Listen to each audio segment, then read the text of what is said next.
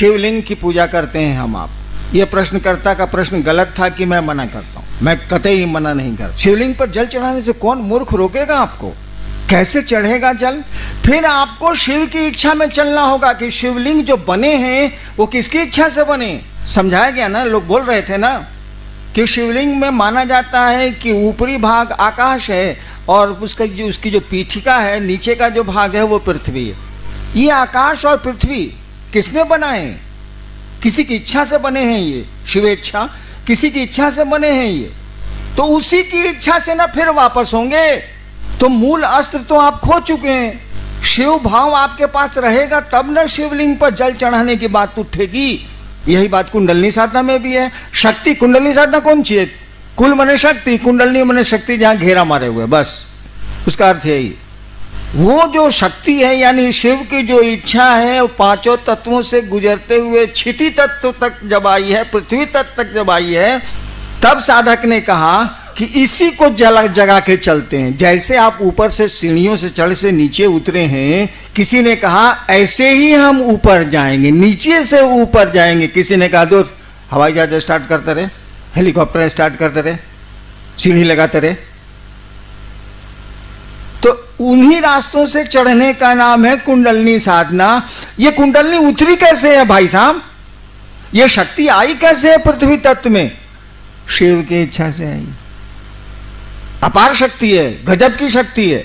कहा जाता है कि मिट्टी में जो ताकत है, क्षिति तत्व में जो ताकत है, करोड़ों बिजलियों की चमक है। एक बिजली की चमक तो जुल्म है। कोटि सौदामिनी भासाम, करोड़ों बिजलियों की चमक है। सोचिए उसमें कितनी ऊर्जा है, कितनी उष्मा है।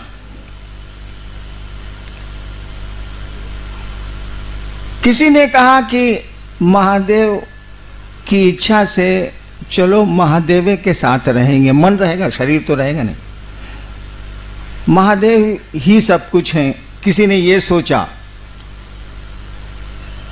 जैसे जैसे उसका मन शिव की इच्छा के करीब जाएगा, उसकी शक्तियां तो और ऊपर उठती जा रही हैं कि नहीं जा रही हैं? क्यों शक्तियों को उठाएगा? साला वो तो सीधे हेलीकॉप्टर उड़ा है, छत पर चला गया। आप सीढ़ी चढ़िए, आपको शौक है सीढ़ी चढ़ने का, चढ़िए, कोई दिक्कत नहीं है, चढ़ सकते हैं आप। लेकिन वक्त बहुत लगेगा। आपके पास अस्त्र तो दिया हुआ है इच्छा का। आप गुरु के पास जाइए, आपको वो शिव से जोड़ेंगे। हरे गुरु का यही काम है, आपको वो शिव से जोड़ेंगे। जैसे जैसे शिव भाव में आपका मन जाएगा, जैसे जैसे शिव आपको अच्छे लगने लगेंगे, तब जरूरत हो तो जल चढ़ाइए, जो चढ़ाना है चढ़ाइए। परिणाम इतने सुंदर आएंगे, इतने सुंदर आएंगे कि मत पूछिए। लेकिन तब तक जरूरत ही खत्म हो जाएगी। जब शिव की इच्छा से अपने को जोड़ने लगेंगे, जब शिव ही आपको अच्छे लगने लगेंगे, तो जगत कितना अच्छा लगेगा जरूरत भर। तो क्या चाहेंगे आप? शिवलिंग की पूजा भी करेंगे तो चाहेंगे हे महादेव आप जो चाहते हैं वही हम कर पाए, इतनी भर दया कर दीजिए। कि शिव से जैसे जैसे मिलने लगेंगे आप, जैसे जैसे अपनी बहन को आप प्यार करने लगते हैं, अब बहन की इच्छा आप पर हावी होने लगती है। जैसे जैसे किसी को प्यार करने लगते हैं, उसकी इच्छा आप पर हावी होने लगती है, अपनी इच्छा को आप दाबते हैं। प्रेम के ये लक्षण है। प्रेमी अपने प्रेम पात्र की इच्छाओं के अनुकूल कार्य करना चाहता है और करता है। ये सामान्य से लक्षण है। तो जब शिव भाव में आपका मन जाने लगेगा तो लौकिक कौन सी कामना बच जाएगी? आपको तो लगेगा कि साला यहाँ एक्टिंग न करना है, एक्टिंग है हम लोग, चलो जितना देर निभाना है निभा देते हैं, यहाँ तो कोई रहा नहीं है, जाना तो है ले, तो क्या इतना हाय हाय करना, क्या यहाँ हल्ला करना, चलो काम चलाओ काम चलाओ काम चलाओ, क्योंकि यहाँ रहने की जगह नहीं है, हमारा आपका घर द्वार नहीं है। तो अन्नू बाबू ने जो शिवलिंग की व्याख्या की, सही व्याख्या की, लेकिन अन्नू बाबू ने एक पंक्ति भी कही थी, हमारा आपका मन कचड़ों को तो पकड़ता है लेकिन सही बात को नहीं पकड़ पाता। कारण जो भी हो, कारण ये है कि परिस्थितियां हम लोगों का साथ नहीं दे रही हैं, माहौल कुछ ऐसा नहीं है। अनुभव ने कहा था कि शिवलिंग पर जलार्पण तभी पूरी तरह फलदायी होंगे जब शिव भाव से आप चढ़ाएंगे। आप तो लौकिक भाव से चढ़ाते हैं। आप तो चढ़ाते हैं कि हमारा बेटा हो जाए, या हमको पुत्र मिल जाए, या हमारी नौकरी मिल जाए, या फलाना बीमारी से या कष्ट से हम निवृत्त हो जाएं। आपके तो लौकिक भाव है, वहां तो शिव भाव आवेगा कहां से? और जब तक शिव भाव नहीं आवेगा, गाड़ी चलाना जानते ही नहीं है भाई साहब, क्यों स्टीयरिंग पर बैठ रहे हैं? सीख लीजिए ना, तब स्टीयरिंग पर कोई भी कहेगा हाँ भाई साहब आप ही चलाइए, हम बैठते हैं। तो शिवलिंग की पूजा गलत नहीं है। अगर शिव भाव से शिवलिंग की पूजा की जाए, धरती का कोई असाध्य कार्य ऐसा नहीं है जो साध्य नहीं हो सकता है, जो हो नहीं सकता।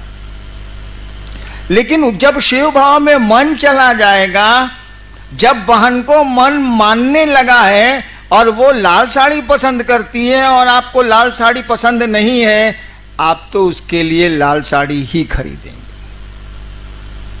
तब तो आपकी अपनी इच्छाएं शमित होने लगेंगी, दबने लगेंगी, इच्छाएं घटने लगेंगी आपकी अपनी। और आप जिसको मानते हैं, जिसको प्यार करते हैं, उसके आकर्षण, उसकी बातें आपको प्रभावित करेंगी। ठीक वही बात है पूजा की दुनिया में भी। अनुभव ने कहा था कि शिव भाव हो तो शिवलिंग पर जल चढ़ाएं आप। ठीक है, कमोबेश तो मिल ही जाता है, कुछ भाव होता ही है शिव के प्रति, ज्यादा भाव होता है अपने काम के प्रति, तो कुछ ना कुछ तो मिल ही जाता है। लेकिन पूरा अगर चाहिए तो शिव भाव में जाना होगा, और शिव भाव में जैसे जाइएगा इच्छा ही खत्म हो जाती है, मारो ठीक है, यही होता। एक बात बताइए, शिव आपको जानते हैं?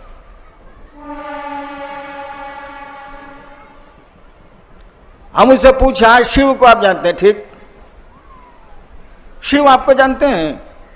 अरे वो तो पूरी दुनिया के मालिक हैं, तो जानने को तो जानते ही हैं, लेकिन व्यक्तिगत रूप से शिव आपको जानते हैं?